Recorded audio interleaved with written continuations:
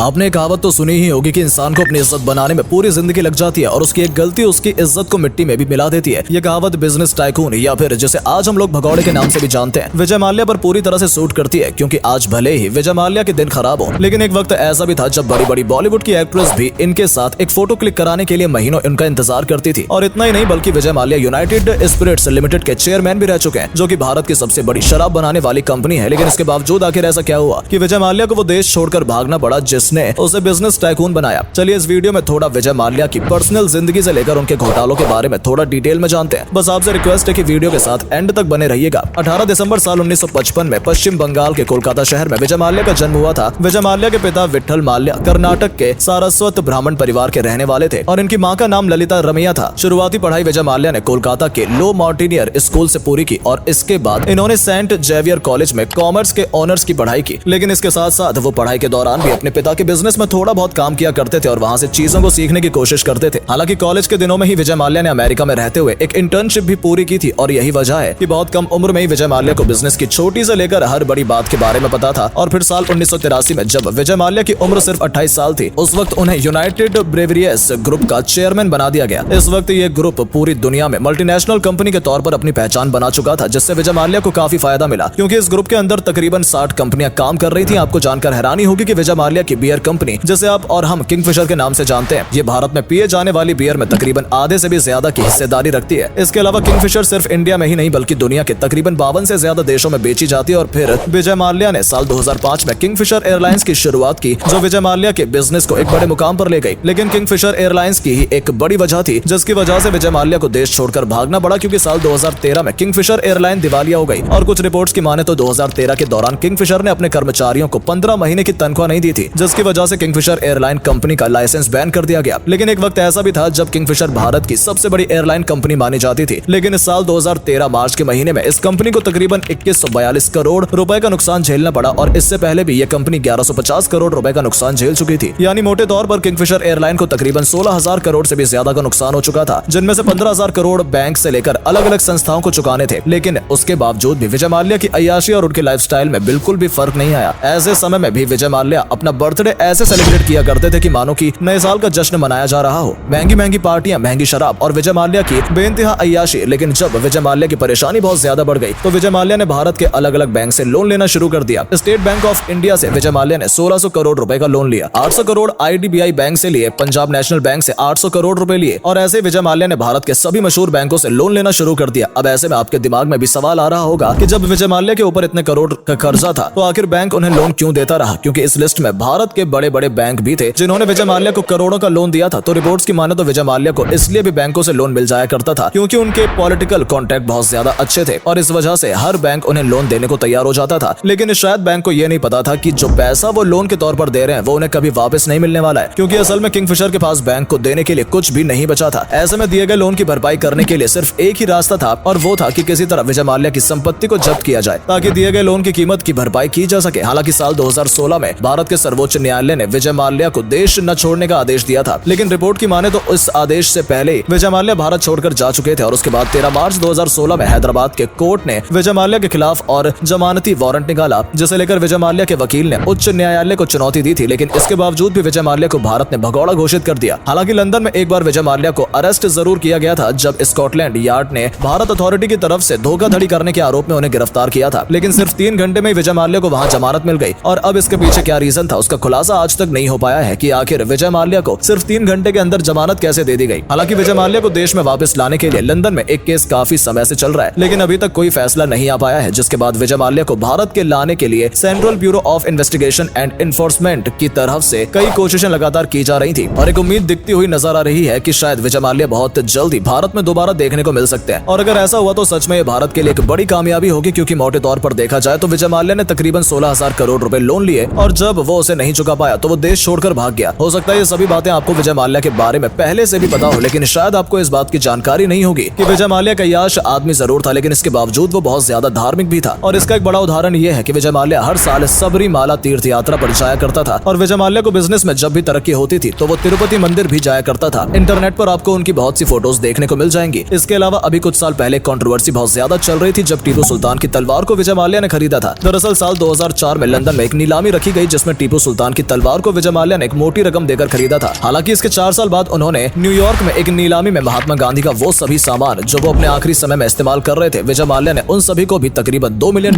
देकर खरीद लिया। हाँ, ये बात सच है कि टीपू सुल्तान की तलवार विजय माल्या ने कुछ सालों बाद बेच दी थी, लेकिन अभी वो कहाँ है इसके बारे में किसी को भी कोई जानकारी नहीं है। इसके अलावा विजय माल्या ने क्या क्या शौक रखे हैं ये तो आप बहुत अच्छे से जानते ही हैं। उन्हें महंगी महंगी पार्टी करने से लेकर क्रिकेट जैसी जगहों पर पैसे लुटाने की आदत थी, तो शायद यही वजह है कि आरसीबी टीम जिसे आईपीएल में अच्छी टीमों में गिना जाता है उसमें भी सबसे ज्यादा हिस्सेदारी विजय माल्या की ही थी। इससे आप समझ पा रहे होंगे कि विजय माल्या जहाँ भी जाते थे वहाँ के मालिक बनने की कोशिश करने लगते थे और काफी हद तक उनका ये आइडिया काम भी आता था। और वहीं आज विजय माल्या भारत से मुंह छिपाता फिर रहा है, लेकिन देखना यह है कि विजय माल्या भारत के हाथ कब लगता है। आपका इस बारे में क्या कहना है कमेंट सेक्शन में जरूर बताइएगा। तो दोस्तों, हम उम्मीद करते हैं अगर आप विजय माल्या के बारे में पहले से नहीं जानते थे तो इस वीडियो को देखने के बाद आप उनकी पर्सनल जिंदगी से लेकर उनकी प्रोफेशनल लाइफ के बारे में काफी डिटेल में जान पाए होंगे। साथ ही इस वीडियो में हमने आपको ये भी बताया है कि विजय माल्या के ऊपर कितने करोड़ रुपए का कर्ज है और उन्हें कितने रुपए चुकाने हैं। ये इतनी बड़ी रकम है कि आप और हम इसे गिन भी नहीं सकते। तो अगर वीडियो पसंद आई हो तो वीडियो को लाइक करके चैनल को सब्सक्राइब कर लें ताकि हम आपके लिए ऐसे ही इंटरेस्टिंग वीडियोस लाते रहें। धन्यवाद।